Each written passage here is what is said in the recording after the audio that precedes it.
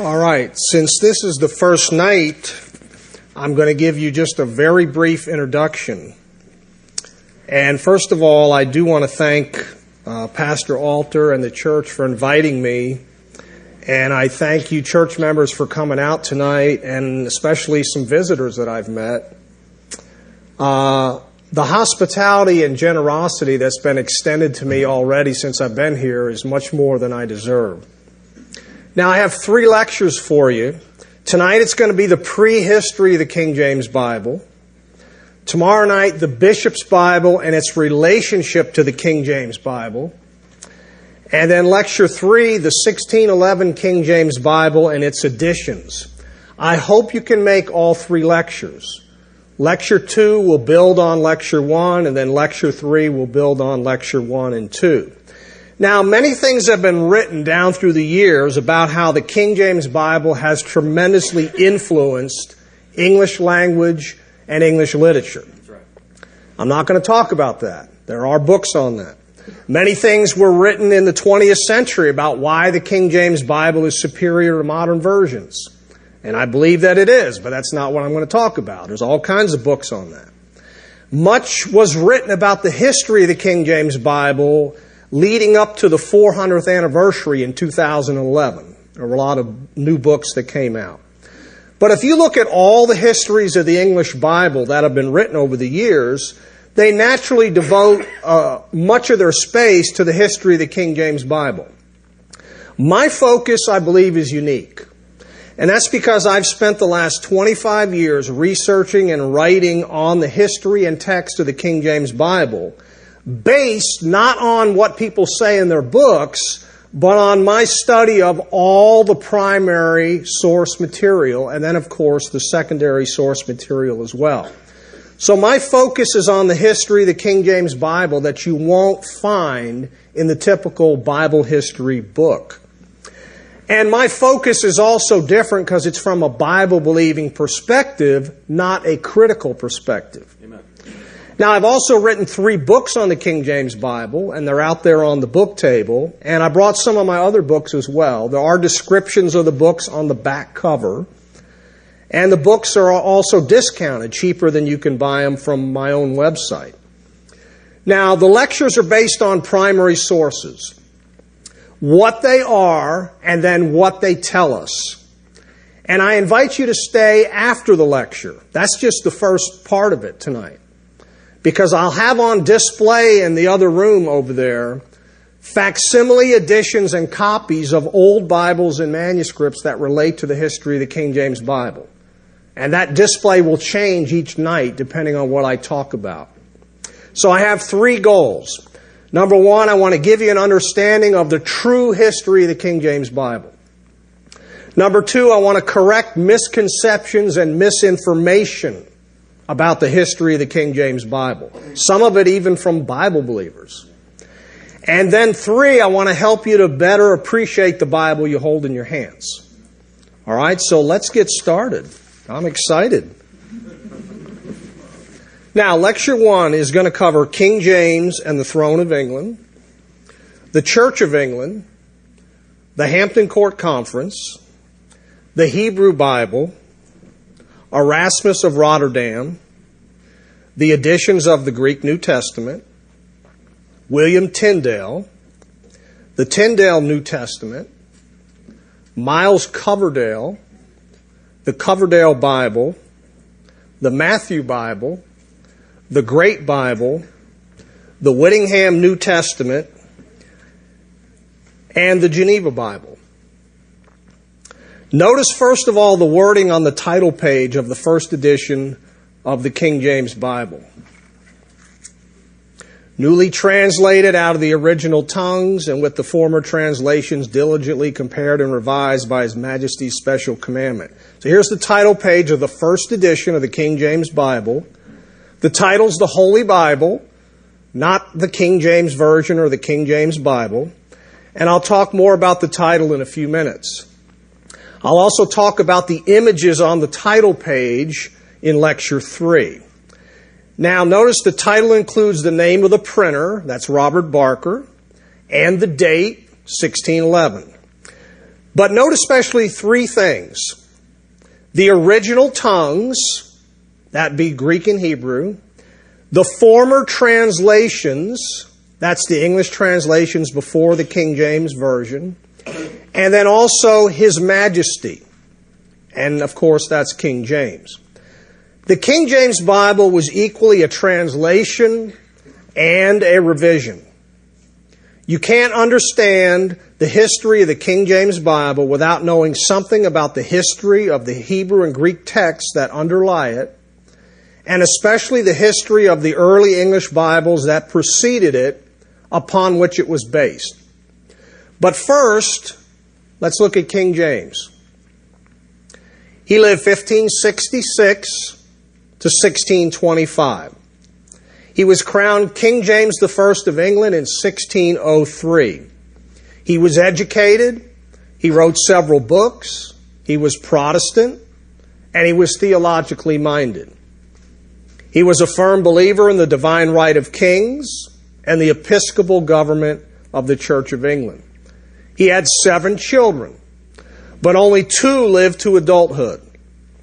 His son Charles, who succeeded him, was executed in 1640. However, his daughter Elizabeth married a German prince and had 13 children. Her grandson, George I, became King of England in 1714, thus beginning the German Hanover control of the throne of England. The great-grandson of George I was George III, the English king during the American Revolution. But King James was also James VI of Scotland since 1567. He was the son of Mary, Queen of Scots. He was from the Stuart dynasty. So how did he become the King of England? Here's the family tree of King James. The Tudor dynasty ruled England beginning with Henry VII. He was succeeded by the infamous Henry VIII. Henry was succeeded by Edward VI, who died in 1553. Mary I, also called Bloody Mary, she died in 1558. And then Elizabeth I, she died in 1603. Now, all 3 of Henry's children died childless. Henry's sister Margaret had married James IV of Scotland. Her granddaughter was Mary, Queen of Scots, the mother of King James.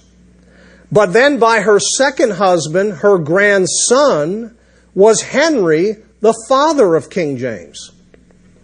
So King James was the great-grandson of Margaret Tudor, the sister of Henry VIII. His parents were half-cousins, sharing one grandmother. All right, here are 2 verses from the Bible on kings. And about the first verse, I want to say this. King James was not a saint, but he was also not a monster like Henry VIII. But as God used King Nebuchadnezzar and King Cyrus, so God used King James. God can use anyone. He used Moses the murderer. He used David the adulterer. God used Balaam's donkey.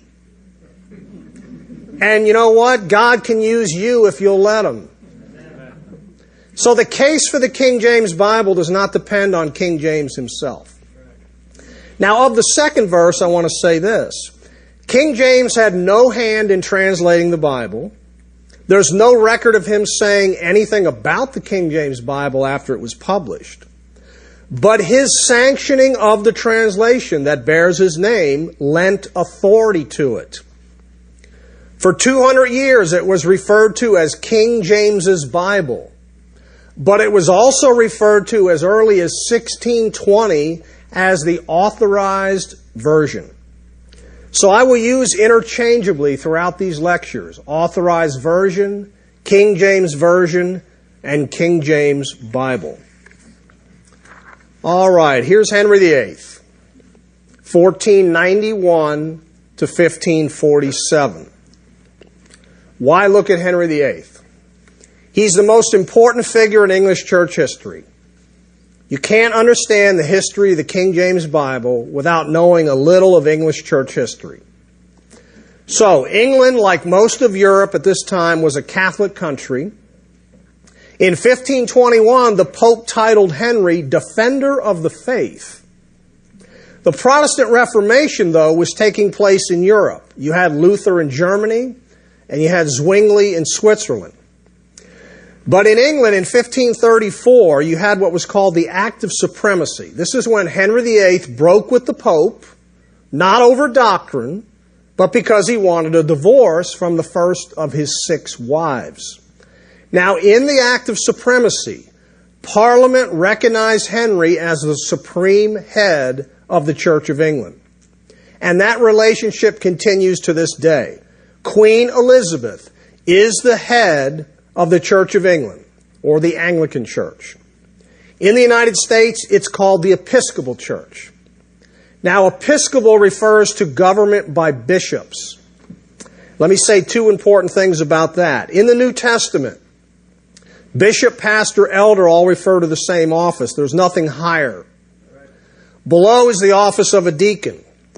However, what you have in Protestant churches, not just the Church of England, but all Protestant churches, have a multitude of unscriptural offices, boards, and committees in their church government, going all the way up to a denominational headquarters. The second thing I want to say about this is the union of church and state. This is one of the great evils of church history and one of the great heresies of Christianity. So the king should never be head of the church. This is always bad, no matter what the religion. A Baptist church state would be just as unscriptural as a Catholic church state. So the Reformation firmly takes hold in England in spite of Henry VIII. Now, let's return to King James. He was crowned in 1603. And soon after that, he had a conference at Hampton Court Palace. And you can go visit that even today. This conference relates to the King James Bible. It occurred in January of 1604 over a period of 3 days. King James met with his advisors and his bishops. Some of these bishops later became translators. Church and state. Now, also in attendance were some Puritans. The Puritans wanted to purify and reform the Church of England to make it less Catholic. They wanted a more complete reformation, and they objected to certain ceremonies. Now, the subject of the Hampton Court Conference was church reform. Not much became of this conference. However, on the second day, the Puritan named John Reynolds proposed a new translation of the Bible. The king liked the idea, and work began a few months later. Now, how do we know what transpired at the Hampton Court Conference? There survived letters about the conference and anonymous accounts of the conference. These are discussed in my book, King James, His Bible, and its Translators. There is one main account of the Hampton Court Conference that I want to bring to your attention. And this was written by William Barlow. And it's the sum and substance of the conference at Hampton Court. Here's the title page. It's a 114-page book. Barlow was the dean of Chester Cathedral, and he later became a bishop. He was chosen as one of the King James translators. So this is the official account. Now, the second thing we want to notice about the wording on the King James title page, we've looked at the phrase His Majesty.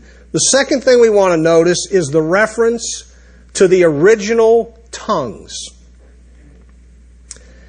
Now, here we have the preface to the King James Bible, and there are two statements about the languages the Bible was originally written in, Hebrew and Greek. Now, I'll say more about this preface in Lecture 3, but for now, I've reproduced the two statements there that they made. And let me just say, first of all, thank God we have a Bible in English translated from Hebrew and Greek, so we don't have to learn Hebrew and Greek to read, interpret, and understand the Bible. Now, the first English Catholic Bible that was translated before the King James Bible was a translation of a translation. It was translated not from the original Hebrew and Greek, but from the Latin Vulgate, the official Bible of the Catholic Church that was first translated from Hebrew and Greek into Latin around 400 AD. And I will say more about the Latin Vulgate and the first Catholic English translation in Lecture 2. For now, let's look at Hebrew. Here's a Hebrew manuscript. There are hundreds of Hebrew manuscripts that have been discovered. The text was preserved by Jews. The traditional text was called the Masoretic text, after the Masoretes who copied and edited the text beginning in the 7th century. The recovery of the knowledge of Hebrew began after the invention of printing in the 15th century due to Christian interaction with Jewish scholars and the work of converted Jews. The scholarship of medieval rabbis was communicated to the world through independent Latin translations of the Old Testament made during the 16th century. They formed the link between rabbinic scholarship and those engaged in translating the Bible into the vernacular. All right, here's a page from a Hebrew Bible. The Hebrew Bible was first printed, remember that's just the Old Testament, they didn't recognize the New Testament, first printed in 1488 at Socino, Italy. The first few Hebrew Bibles were printed by Jews. But then Daniel Bomberg, a Christian printer at Venice, published rabbinic Bibles. These were Hebrew Bibles with the text, plus notes, plus comments of rabbis, plus the Targums, which are Aramaic paraphrases. And the first rabbinic Bible was published in 1516 to 1517, and it was edited by a converted Jew. And then the second rabbinic Bible was published in 1524 to 1525, and that was edited by Jacob Ben Chaim, who later converted to Christianity, and when he did that, all the Jews disowned him. All right, let's look at Greek. Here's a Greek manuscript. It's been identified as P52. There are thousands of Greek manuscripts that have been discovered. Few are of the entire New Testament. Many of complete books or sections of the New Testament. But many more are just fragments. Now, P52 is one of the oldest ever found. It contains 7 lines from John's Gospel on the front and back. The conjectured date is the 2nd century. The readings of Greek manuscripts make up the Greek New Testament. There have been 3 major editions of the Greek New Testament.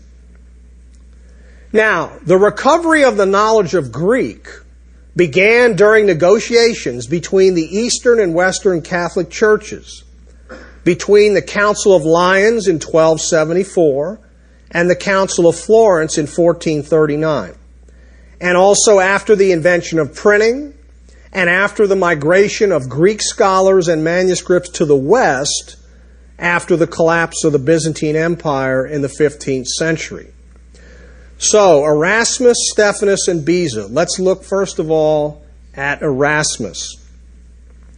He lived 1466 to 1536. He was a Dutch Renaissance humanist.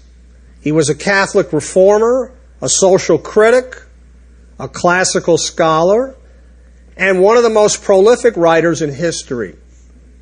The University of Toronto Press publishes his complete works, 89 large volumes. Now, Erasmus was an independent scholar. He was at home throughout all of Europe. He did study at the University of Paris. He began to learn Greek in 1501, and he started translating the works of ancient Greek authors. Then he received a Doctor of Divinity from the University of Turin in Italy in 1506. He lectured on Greek at Cambridge University in England from around 1511 to 1515. He harshly disputed with Martin Luther over predestination and free will. He was a harsh critic of the wars that plagued Europe, and especially Christian participation in such wars. Now, the most important thing about Erasmus for us is that he was the editor of the first printed Greek New Testament. And here is a page from the 1516 Erasmus First Edition Greek New Testament. It is in parallel columns with Erasmus' own Latin translation. Other editions followed in 1519, 1522, 1527, and 1535. The second edition of Erasmus was used by Martin Luther for the German New Testament. The third edition was used by William Tyndale for the English New Testament.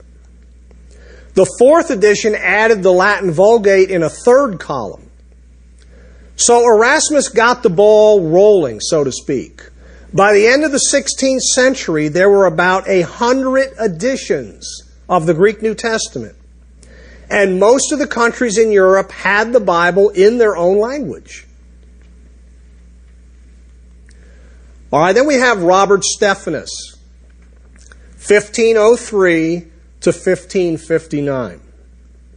He was a French printer, scholar, editor, publisher, and bookseller.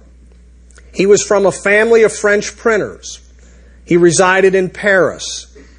He was named the King's Printer in Hebrew and Latin in 1539 and the King's Printer in Greek in 1542. He printed Bibles and other scholarly material in Hebrew, Greek, and Latin. He left France and settled in Geneva, Switzerland in 1550 because of conflicts with theological censors over his biblical publications, church and state. Now, in Geneva, he publicly identified as a Protestant. Here's a page from the 1550 Stephanus Greek New Testament. This is the most famous edition. Other editions were done in 1546 and 1549. And then after this, there was a fourth edition in 1551. Now, this last edition in 1551 was unique because it also contained the Latin Vulgate and the Latin translation of Erasmus in parallel columns with the Greek. And it was the first Greek New Testament to divide the chapters into verses. The 1551 fourth edition of Stephanus.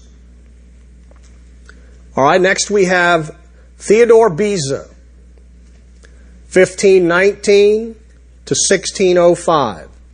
He was a disciple, associate, and successor of John Calvin in Geneva. He was a French Reformed theologian and a classical and biblical scholar. Here is a page from Beza's 1598 Greek New Testament. The fourth edition. It's the most famous edition. It was certainly used by the King James translators. The Greek text of the New Testament is in columns with the text of the Latin Vulgate and Beza's own Latin translation with annotations at the bottom of the page. Earlier major editions were done by Beza in 1565, 1582, and 1588. He also had minor editions in 1565, 1567, 1580, 1590, and 1604. And these editions had the Greek text with Beza's Latin translation in 2 columns. All right, here is a famous medal of Henry VIII. Now, during the 15th century, there was continuous interchange of scholars between England and the European continent, especially Italy. Trilingual colleges were established in Europe where Hebrew, Greek, and Latin could be studied. Instruction in Greek was established at Oxford in England by the late 1490s. Instruction in Hebrew began at Cambridge during the 1520s. In the preamble to a 1536 Act of Parliament, Henry VIII specified the three tongues as subjects suitable for a newly established public lecture named after the king. Regius professorships in Hebrew and Greek were also established by Henry VIII at Oxford and Cambridge beginning in 1540.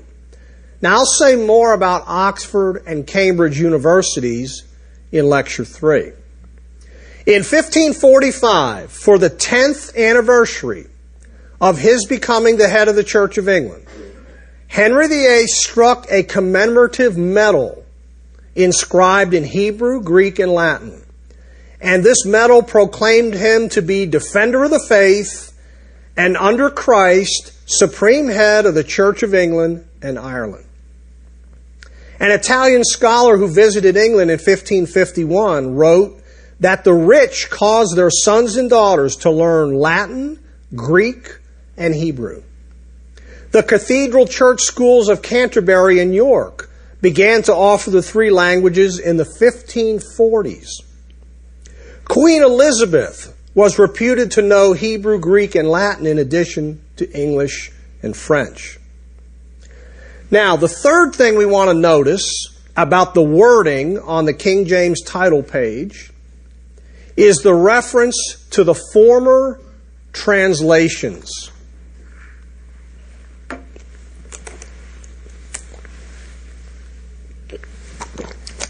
Here is an image of the rules drawn up for the King James translators.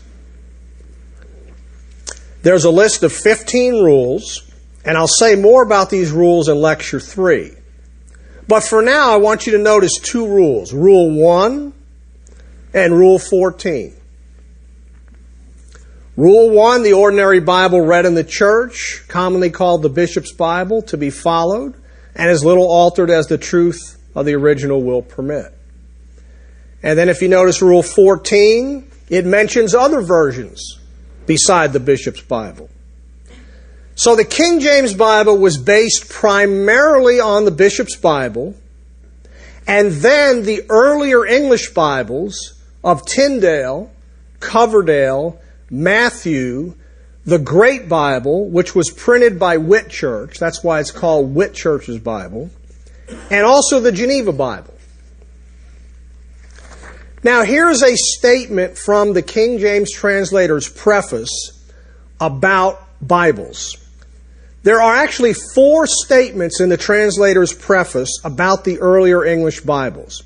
This is the first one that you'll find if you read through the preface. And notice a couple things here.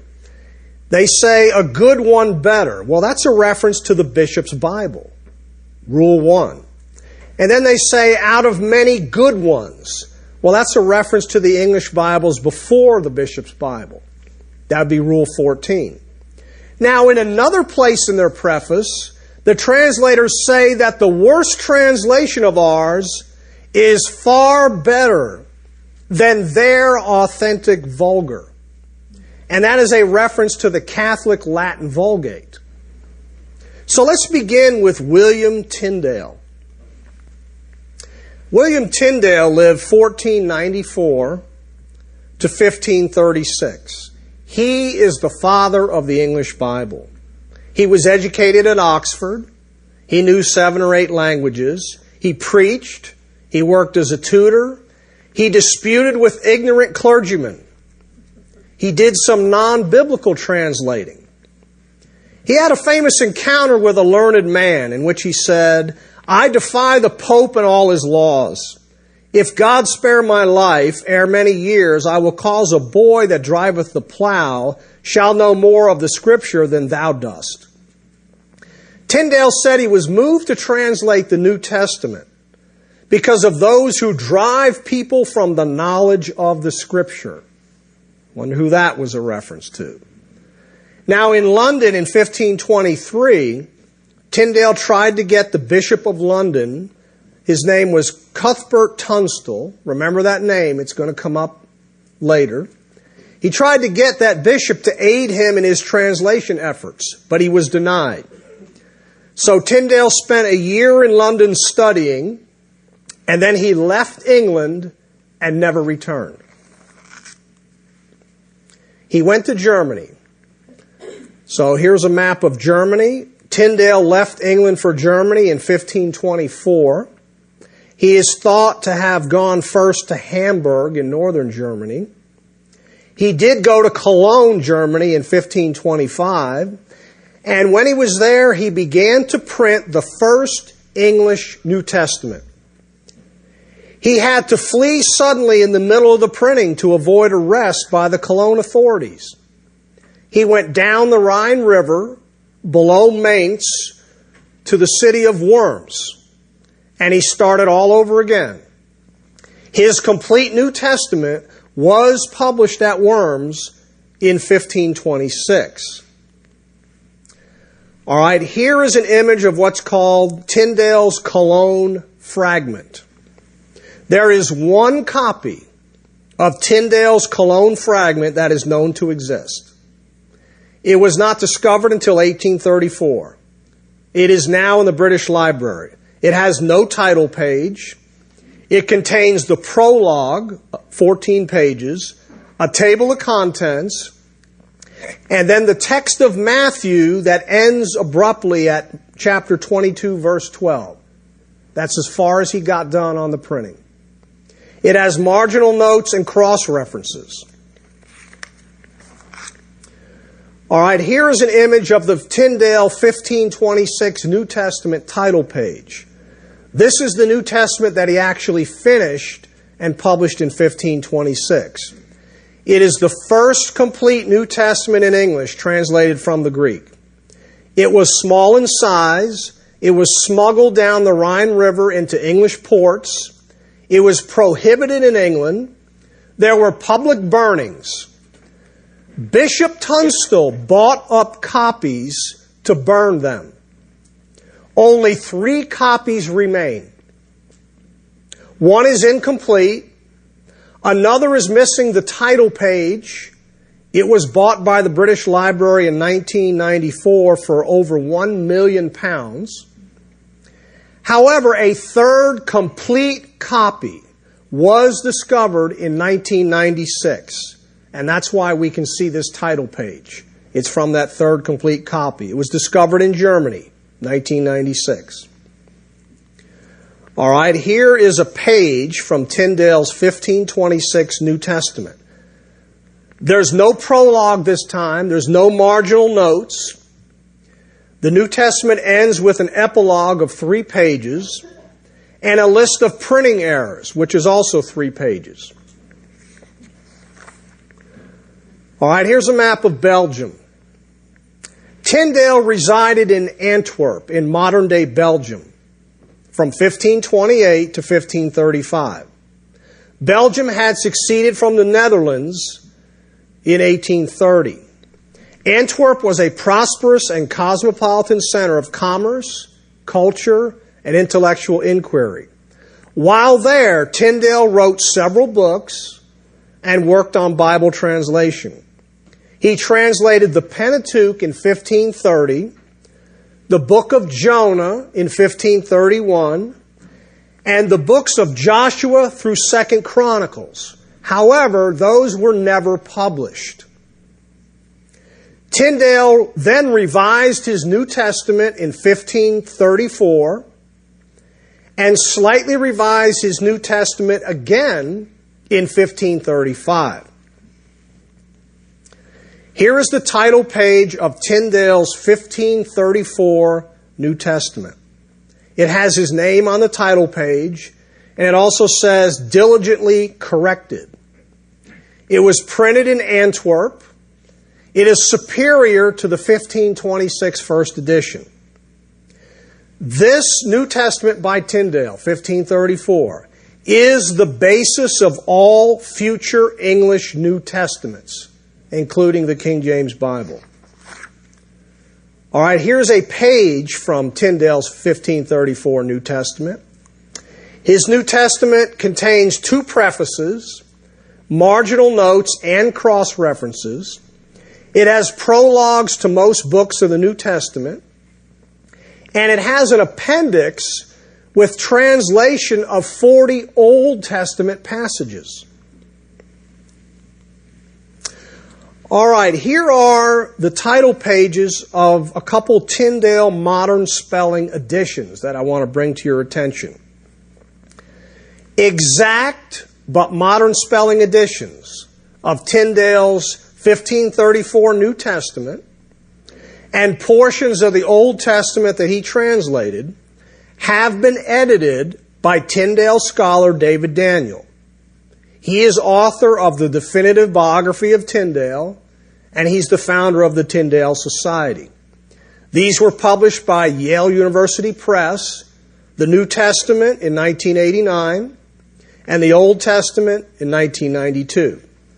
It is interesting to read and note the phrases, sentences, and verses that read exactly like the King James Bible. All right, unfortunately, I need to tell you about the death of Tyndale. In 1535, he was betrayed by an Englishman named Henry Phillips. He was imprisoned in a castle in Belgium near Brussels for over a year. There is a letter of Tyndale that was discovered in the mid-1800s in which he requests warmer clothes, a lamp, a Hebrew Bible, a Hebrew grammar, and a Hebrew dictionary. He was condemned as a heretic, he was strangled, and he was burned at the stake in 1536. His last words were, "Lord, open the King of England's eyes." Church and state, church and state. Now, we have a tremendous debt to William Tyndale, and he died for the most noble of causes. He didn't die in some senseless war somewhere halfway across the world. He died for the most noble of causes. Now, Tyndale influenced not just the English Bibles, but the English language. Here are some words introduced into the English language by Tyndale. And these are taken from his Bible and his other writings. Tyndale is actually second to Shakespeare as far as having an influence on the English language. Now, here are some biblical phrases first found in Tyndale.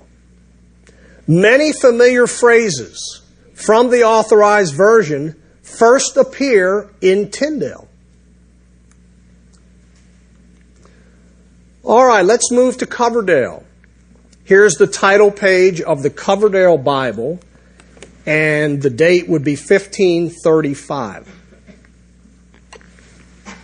The title page says, "Faithfully translated out of Dutch and Latin into English." Dutch was a reference there to German. There's also an alternate title page that just says, "Faithfully translated into English." There's a dedication to Henry VIII. It says in the dedication that it was translated out of 5 sundry interpreters. These have been identified as 2 German Bibles, 2 Latin Bibles, and the 5th referring to Tyndale.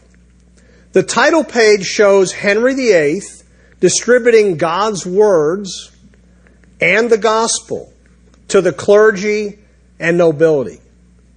So who was Coverdale? Miles Coverdale. He lived 1488 to 1569. He was educated at Cambridge University. He was an English reformer. He is second to Tyndale in importance as it relates to the English Bible. His name will show up again in connection with 3 other Bibles. Now, he was not the scholar Tyndale was. He was not fluent in biblical languages. He lived in Europe from 1528 to 1535, and he was associated with Tyndale in Antwerp. Here's a page from the Coverdale First Edition 1535 Bible. It was printed in Europe and imported into England. I believe there are about 80 copies that are known to exist, all of them incomplete. In 1537, he issued a revised edition, and it was the first complete Bible printed in England. Now, the second printing of the 1537 edition had a license of the king. This was only 1 year after Tyndale was put to death. Coverdale relied on Tyndale's Pentateuch and the 1534 edition of Tyndale's New Testament. All right, after Coverdale, we have the Matthew Bible. And here is the 1537 Matthew Bible title page. It was printed in Europe and imported into England. It had a dedication to Henry VIII, and it received the license of the king. And you'll see that statement at the bottom of that title page. So, who was Matthew? Thomas Matthew was his name. Who was this? His real name is John Rogers, 1505 to 1555. Thomas Matthew was the pseudonym of John Rogers. Rogers was an English reformer, educated at Cambridge. He moved to Antwerp in 1534. He met with Tyndale and Coverdale. He returned to England in 1548 during the reign of Edward VI, the only son of Henry VIII. He was appointed lecturer in divinity at St. Paul's Cathedral. He became a popular preacher. He had 11 children. However, during the reign of Bloody Mary, he was arrested and imprisoned in 1554. He was condemned as a heretic, and he was burnt at the stake in 1555. He was the first one put to death under Bloody Mary. All right, here is a page from the Matthew Bible, 1537. The New Testament is based mostly on Tyndale, the 1534 Tyndale New Testament. The Old Testament was based on Tyndale's Pentateuch and Tyndale's unpublished translation of Joshua through 2 Chronicles. The rest of the Old Testament was based on Coverdale's Bible. On the last page of the Old Testament, the initials WT appear as an expression of John Rogers' indebtedness to Tyndale. Next we have the Great Bible. And here is the title page of the 1539 First Edition Great Bible. It was called the Great Bible because of its large size. It was larger than the Bibles of Tyndale, Coverdale, and Matthew. However, it was smaller than the King James Bible. It was printed by Whitchurch, so it's also called the Whitchurch Bible, as we saw in the list of rules given to the translators.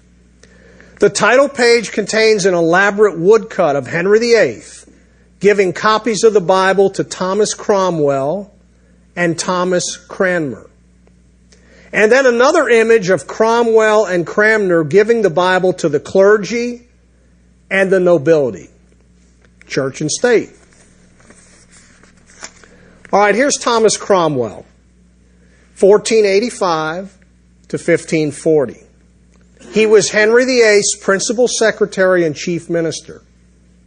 He favored the English Reformation. He was condemned without trial and executed for treason and heresy in 1540.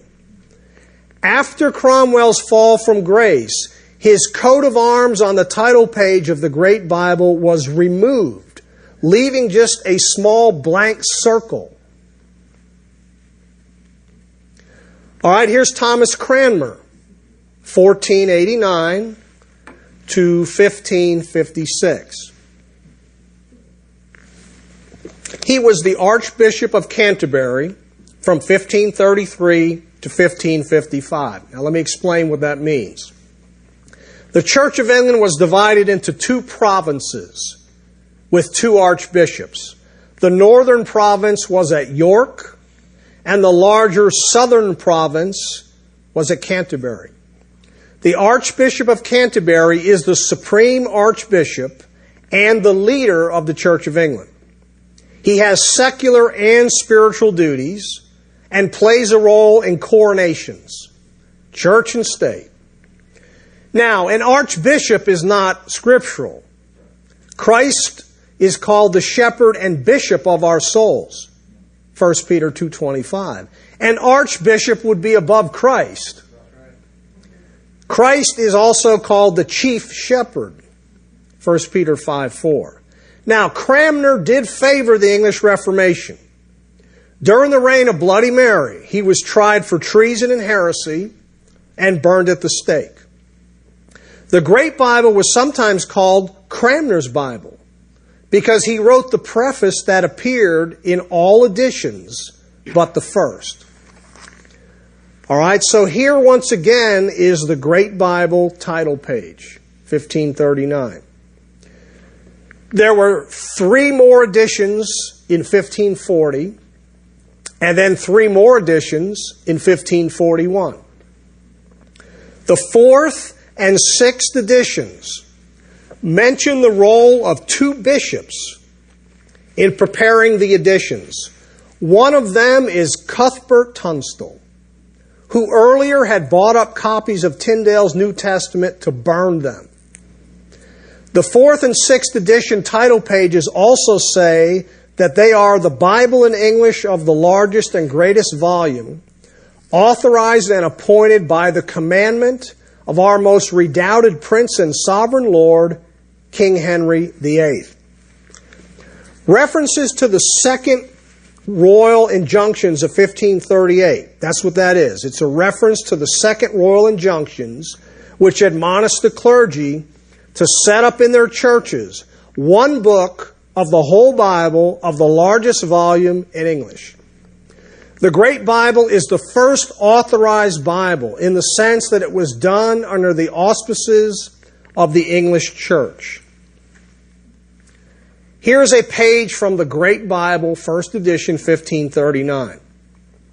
Now, although the title page says that the Great Bible was translated by the diligent study of diverse, excellent, learned men, it was primarily the work of Coverdale. But he revised not his own Bible, but the Matthew Bible. Also note that the order of books in the New Testament follows the traditional order first given by Erasmus in his Greek New Testament. That was followed by all future Bibles. The Tyndale Bible, Coverdale Bible, and Matthew Bibles follow Luther's order of New Testament books, which ends the New Testament with Hebrews, James, Jude, and then Revelation. All right, let's go to Geneva. Here's a map of Geneva. Geneva was an important city to the Protestant Reformation. It was the center of Protestant thought and scholarship. The Geneva Bible was translated there. John Calvin was a pastor there. His followers are called Reformed. Many exiles from England settled there during the reign of the Catholic Bloody Mary, which was 1553 to 1558, including Miles Coverdale and John Knox. Knox was actually briefly the pastor of the English church in Geneva. All right, here is the International Monument to the Reformation. If you went to Geneva today, you would see this International Monument to the Reformation. It's also called the Reformation Wall. It's on the grounds of the University of Geneva. It honors many of the main individuals, events, and documents of the Reformation. It was built to commemorate the 400th anniversary of Calvin's birth and the 350th anniversary of the founding of the University of Geneva, which was founded by Calvin. In the center of the wall, you have these four men, Theodore Beza, John Calvin, William Farel, and John Knox. All right, in 1557 in Geneva, there's a New Testament that was translated by William Whittingham. And we want to look at this first before we look at the Geneva Bible. This is the ancestor of the Geneva Bible. Now, Whittingham, he lived 1524 to 1579. He was a Marian exile in Geneva. He was educated at Oxford and at French and German universities. He succeeded John Knox as pastor of the English Church in Geneva. The title page says that the translation had been conferred diligently with the Greek and best approved translations. All English Bibles relied on previous English Bibles. Now, Whittingham's New Testament was based primarily on Tyndale's 1534 New Testament. Here is a page from Whittingham's New Testament, 1557. And there are four important things about this New Testament you should note. It's the first Bible printed in Roman type, so it's easier to read. It uses italics to represent words not found in the biblical languages, but required for clarity in English. The chapters are divided into verses, and each verse begins on a new line. So this is the ancestor of the Geneva Bible. Now let's look at the Geneva Bible. Here's the title page from the first edition, 1560. And the title page says that it was translated according to the Hebrew and Greek and conferred with the best translations in diverse languages. Again, all English Bibles relied on previous English Bibles. This Geneva Bible was the work of William Whittingham and at least 5 others, including Miles Coverdale, who stayed in Geneva after the death of Bloody Mary in 1558. Now, Whittingham's New Testament was revised. It was not just joined to a new translation of the Old Testament. And unlike the Coverdale, Matthew, and Great Bibles, the Old Testament from Ezra to Malachi was now translated for the first time directly from Hebrew. There were about 140 printings and editions of the Geneva Bible. The last was in 1644. It was actually not printed in England until 1575 for the New Testament and 1576 for the entire Bible. Now, in 1576, the New Testament was revised by Laurence Thompson and began to be used in many printings of the Geneva Bible beginning in 1587. Here is a page from the Geneva Bible, 1560, first edition. It has extensive introductions, notes, and annotations. King James did not like the notes in the Geneva Bible. The Geneva Bible followed the Whittingham New Testament in the use of Roman type, italics, verse division, and each verse beginning on a new line. It was very popular because of the notes, because of the print quality, and because of the cheapness in price. This was the Bible of Shakespeare. Now, the notes were so popular that between 1642 and 1715, 8 editions of the King James Bible were published with the Geneva notes. All right, here's a list of the material on display that I have for you. And notice, first of all, I have a copy of Tyndale's Cologne Fragment. Remember, this only goes to Matthew 22. But when you look at that, you'll be able to see the first work by Tyndale that was ever done. Then we have a facsimile of Tyndale's New Testament 1526, a real nice facsimile that was done. And then I have the Tyndale New Testament 1534, the modern spelling edition, done by Yale University Press. I also have the Tyndale Old Testament modern spelling edition by Yale University Press. And then I have a copy of the Coverdale Bible 1535. I have a facsimile recently done of the Matthew Bible 1537. Then I have a copy I've done of the Great Bible 1539. I have a copy I've done of the Whittingham New Testament 1557. And then I have a facsimile edition that was done recently of the 1560 first edition Geneva Bible. Now, I also have a replica page of the Great Bible so you can see the actual size of how big it was. My copies that I've made are just regular 8.5 by 11 size. Now, this material is intended to be looked through, not just looked at. So take your time, check the title page, check the preliminary pages, check the artwork, check the text pages, look up some verses and compare those verses with the King James Bible and see how they differ or see if they're exactly the same. The material can be looked at in any order. You don't have to start with Tyndale. Now, finally, here are my 3 books on the King James Bible. And like I said, there are descriptions on the back of each book. So they're out there on the book table as well. So this concludes Lecture 1 on the prehistory of the King James Bible.